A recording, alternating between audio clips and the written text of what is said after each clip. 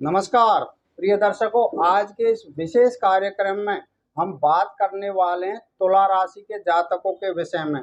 तुला राशि वालों के लिए कैसा रहने वाला है सूर्य देव का राशि परिवर्तन। आज के इस खास कार्यक्रम में हम इसी विषय पर चर्चा करेंगे, क्योंकि 14 अप्रैल 2025 को सुबह के करीब 3:21 पर सूर्य अपना राशि परिवर्तन करने वाले हैं। 14 अप्रैल तक सूर्य देवगुरु बृहस्पति की मीन राशि में संचार कर रहे हैं, किंतु ये 14 अप्रैल को जैसे ही अपना राशि परिवर्तन करेंगे तो तुला राशि वालों के लिए इनके लाभेश होकर और इनके सप्तम भाव में उनकी मित्र राशि मेष में गोचर करेंगे। और मेष राशि में सूर्य देव उच्च के माने जाते हैं, इसलिए तुला राशि वालों के लिए ये काफ़ी लाभदायक होगा। प्रिय दर्शकों, जिस भी जातक को सूर्य ग्रह से संबंधित अपने जीवन में किसी भी प्रकार की कोई कष्ट या परेशानी आ रही है, तो हम आपको कार्यक्रम के अंत में सूर्य से संबंधित ऐसे ज्योतिष शास्त्र के अचूक उपाय भी बताएंगे, जिनको करने से आप अपने जीवन से ऐसी समस्याओं को दूर कर सकते हैं। इसलिए कार्यक्रम को बिल्कुल अंत तक देखें। वैसे तुला राशि वालों के लिए शनि देव भी काफ़ी लाभदायक चल रहे हैं, क्योंकि 29 मार्च 2025 से शनि देव ने जैसे ही अपना राशि परिवर्तन किया तो इनके पंचम भाव में से निकल के और छठे भाव में आ गए। और शनि देव का गोचर छठे भाव में बहुत लाभदायक माना गया है। 3 मार्च से आपके धनेश यानी धन भाव के स्वामी जहाँ पर वृश्चिक राशि आती है और सप्तमेश जहाँ पे मेष राशि आती है, इन दोनों के स्वामी होते हैं मंगल देव, जो 3 अप्रैल से आपके दसम भाव में जहाँ पे मंगल को दिग्बल प्राप्त होता है वो गोचर कर रहे हैं अपनी नीच की कर्क राशि में। आपकी चंद्र राशि से मंगल केंद्र में चल रहे हैं, इसलिए उनको नीचता का दोष नहीं लगता, क्योंकि इनका नीच भंग राजयोग बना हुआ है।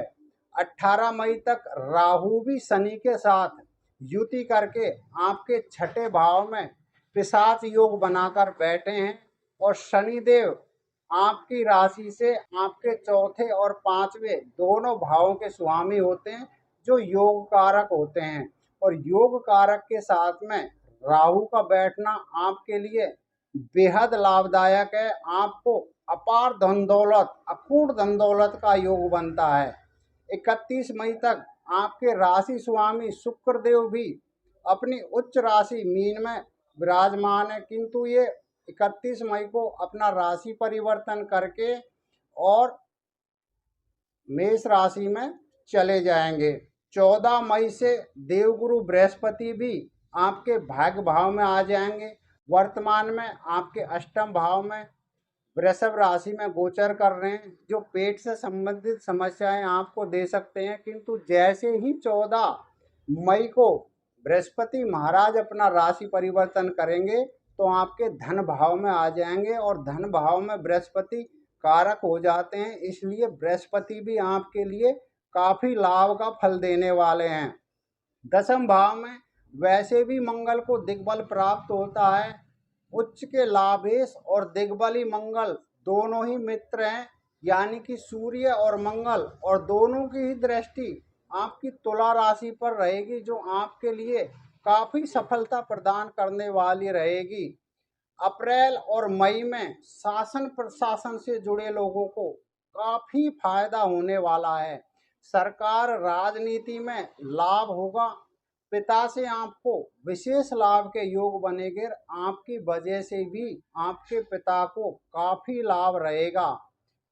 एकादश भाव हमारे लाभ का है, हमारे सोशल सर्कल का है, सोसाइटी का है, एनजीओ का विचार भी हम एकादश भाव से करते हैं। और एकादश भाव का स्वामी 14 अप्रैल से अपनी उच्च की राशि में आएगा, तो एकादश भाव यानी कि लाभ भाव से जुड़े जितने भी कार्य हैं उनमें विशेष लाभ देखने को मिलेगा।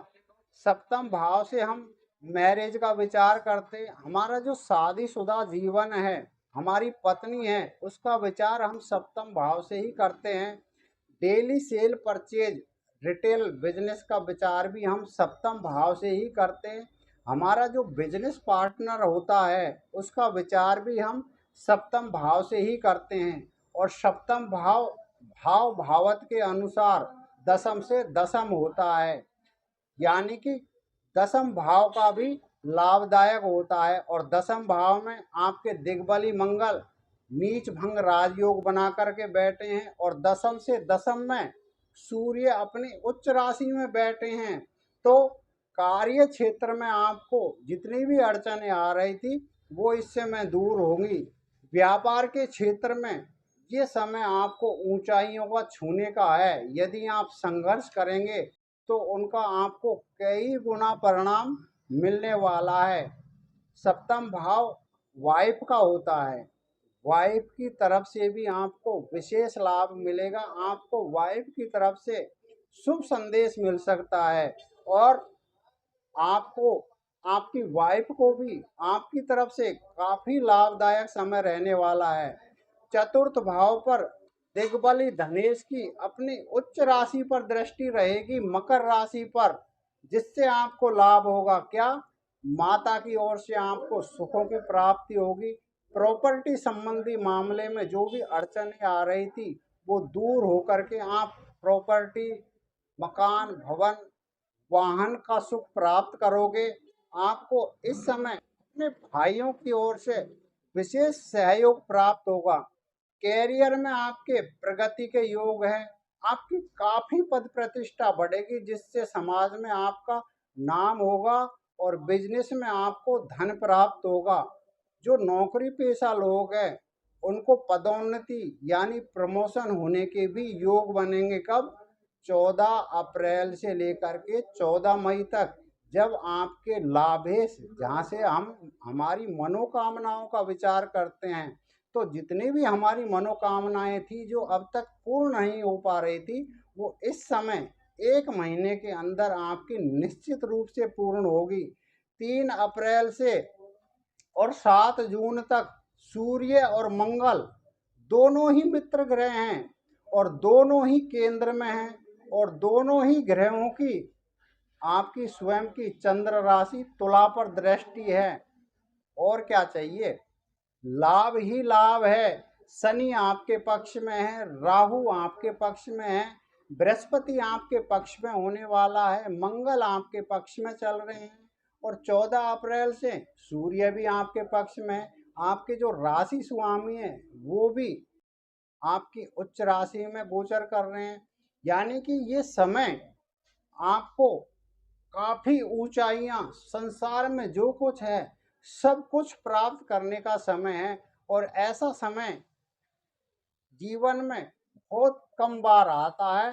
तो आपकी जो भी अभिष्ट थे, जो भी मनोकामनाएं थी, वो इस गोचर के दौरान आपकी पूर्ण होने वाली है, क्योंकि समय आपके पक्ष में है।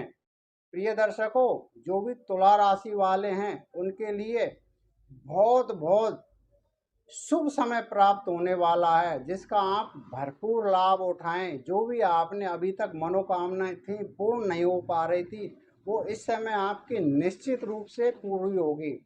कार्यक्रम में कोई भी त्रुटि नहीं है, फिर भी यदि आपको कोई त्रुटि दिखाई देती है तो आप कमेंट बॉक्स में अपनी राय अवश्य दें। और यदि आप अपनी जन्म कुंडली का विश्लेषण या फिर किसी वास्तु दोष की समस्या का समाधान हमसे चाहते हैं तो स्क्रॉल में दिए गए नंबर पर हमसे संपर्क कर सकते हैं या फिर डिस्क्रिप्शन से भी हमारा नंबर ले सकते हैं। तो ये कार्यक्रम आपको कैसा लगा इस विषय में हमें अवश्य बताएं। और जिन जातकों की जन्म कुंडली में सूर्य खराब है, खराब फल दे रहा है, उनको प्रतिदिन सुबह के समय आदित्य हृदय स्त्रोत का पाठ करना चाहिए। 14 अप्रैल से 14 मई तक नमक बिल्कुल कम मात्रा में खाना शुरू कर देना चाहिए और आपको सूर्य को प्रतिदिन अर्घ देना चाहिए। अगर हो सके तो रविवार का व्रत भी करना चाहिए। लाल गाय को कुछ ना कुछ खाने को नित्य अवश्य दें। ये ज्योतिष शास्त्र के उपाय, यदि जिनको आप करेंगे तो आपकी कुंडली में चाहे सूर्य कितना भी खराब हो, आपको निश्चित रूप से लाभ देगा। तो यदि अभी तक आपने हमारा चैनल सब्सक्राइब नहीं किया है, इस समय चैनल को जरूर सब्सक्राइब कर लीजिए, जिससे आने वाले वीडियो का नोटिफिकेशन सबसे पहले आपको प्राप्त हो। अगले कार्यक्रम में आपसे हम फिर मिलते हैं, तब तक के लिए आज्ञा दीजिए। नमस्कार।